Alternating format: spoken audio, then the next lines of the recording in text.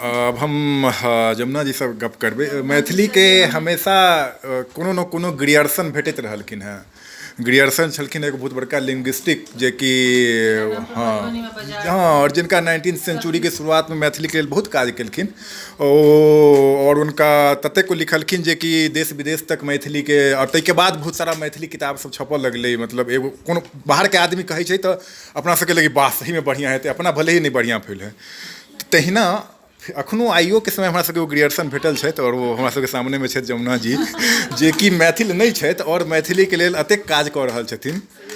केना इनका एनर्जी अबै छनि मैथिली के लेल अतेक काज करऽ में, सही में इनका मैथिली से मतलब इंटरेक्ट भेला के बाद लगलनि कि बढ़िया छै कि कोना ओ एनर्जी कहाँ से मतलब जेना हम कहे अहाँ मराठियन छी तैयो हमर भाषा अहाँ बुझि रहल छियै और केना ई सब केना भेलै और केना अहाँ कऽ पाबि रहल छियै।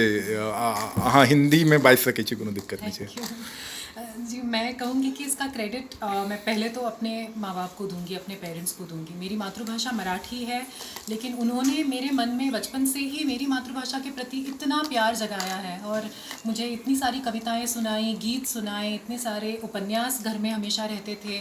माँ बाप दोनों पढ़ते थे तो हम भी पढ़ना सीखे। तो इससे मेरी भाषा के प्रति मेरे मन में इतना प्यार जागा है और नर्चर किया है मैंने कि बहुत ऑटोमेटिकली दूसरी भाषाओं के प्रति भी वही रिस्पेक्ट और वही प्यार मन में आ जाता है कि भाषा सुंदर चीज़ है, वो मेरी हो या किसी और की हो। तो मुझे लगता है कि कोई भी भाषा के लिए फ़ाइट करना, कि एक भाषा को ज़िंदा रखना, ये हम सबका दायित्व है, वो चाहे अपनी हो या वो किसी और की हो। और उसके बाद क्रेडिट दूंगी अविनाश को, क्योंकि मतलब मेरी शादी हुई इनसे और जो मैंने इनके घर में देखा कि जिस तरह से इन्होंने अपने कल्चर को प्रोटेक्ट करने की कोशिश की है, जनरेशन्स को पास करने की कोशिश की है, तो मैं ये अपनी रिस्पॉन्सिबिलिटी मानती हूँ कि अब मैं इस परिवार का हिस्सा हूँ। तो जो प्यार मैंने अपनी भाषा को दिया है वही प्यार मैं इस भाषा को भी दूँ। और जब बच्चे आ गए तब तो और भी ज़्यादा जिम्मेदारी का एहसास हुआ कि एक कल्चर को पास करने का वो एक कॉन्ड्यूइट या चैनल होता है लैंग्वेज। तो लैंग्वेज के थ्रू ही वो कल्चर को पास करूँगी। कहानियाँ हैं या इतिहास है या जीने के तौर तरीके हैं, तो वो भाषा के माध्यम से आगे पास होता रहेगा। तो जितनी भी मुझसे कोशिश हो सके मैथिली के प्रति मैं जितना कुछ कर पाऊँ अपने परिवार के लिए ही नहीं लेकिन बाकी बच्चों के लिए, बाकी परिवारों के लिए, तो मैं ये अपना भाग्य समझती हूँ कि मराठी के लिए तो मैं कर पाई और अब मैथिली के लिए भी कर पा रही हूँ।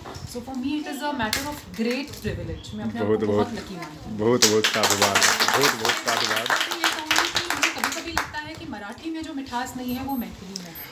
हाँ मैं मतलब इस बात से एग्री करता हूँ। आपने जो कहा कि यदि आपको अपने मातृभाषा के प्रति प्यार है तो आपको दूसरे मातृभाषा के प्रति भी उतना ही प्यार आएगा और ये बात हम सब शायद फील करते हैं। मैं देखता हूँ फेसबुक पे मेरे दोस्तों को जो कि भोजपुरी भाषी वाले लोग हैं और वो लोग अपना पोस्टर डालते हैं, कुछ भी डालते हैं, मुझे बहुत अच्छा लगता है।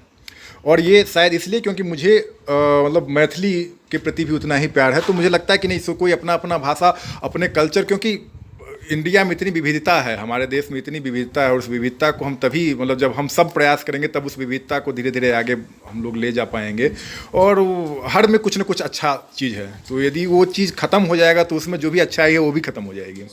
और ये एक हेल्दी प्रकार की लाइकिंग है। जैसे आप अगर अपनी भाषा की खूबसूरती को जानोगे तो आपको हर भाषा सुंदर ही लगेगी। तो एक प्रकार का फैंटेसिज्म भी होता है कि मेरी भाषा, मेरा कल्चर, बाकी सब दुय्यम स्थान पर, तो वो टाइप का भी एक लाइकिंग है। लेकिन एक टाइप का भी एक ओपन माइंडेड जो आपको बनाता है। सही बात कहें, लेकिन अब यदि अपने भाषा को सही से प्यार करते हैं और उस भाषा के गहराई में गए हैं, उसकी संस्कृति को जानने का प्रयास किया है, तो शायद वो फनेटिक वाला विचार नहीं आएगा। वो तभी आता है जब हम ऊपर ऊपर से बस करते हैं कि हाँ हाँ हाँ, मतलब उनको आपने भीतर से उसका अध्ययन नहीं किया है, तब शायद वो आता है। तो बहुत सुंदर, बहुत अच्छा लगा।